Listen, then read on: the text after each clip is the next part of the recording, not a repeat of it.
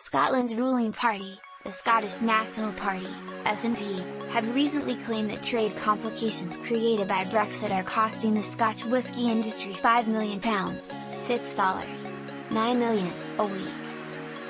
The SNP used sales figures comparing sales from January to May 2021 to the same period in 2019, revealing that export levels were lowered by £105, $7 million, $146, $5 million.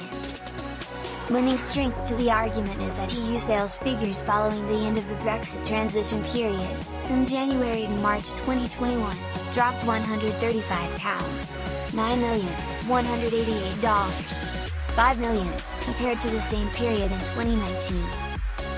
The UK government, led by the pro-Brexit Conservative Party, have called the claims misleading, saying that it is hard to draw conclusions in the wake of the effects of the COVID pandemic and rising export levels compared to 2020.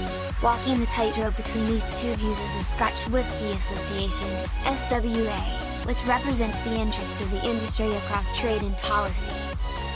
In an official statement, it pointed out the rising levels of exports since the 2020 nadir, while also making clear that doing business in the EU has become more complicated thanks to the changes in trade that Brexit has created. The way Scotch whisky is exported to the European Union has changed sync. For example, the price of materials that come from the EU used in Scotch whisky has risen.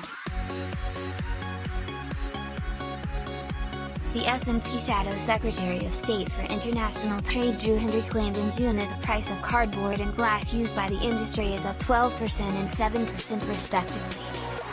Many UK retailers were also not shipping to the EU following the end of the transition period.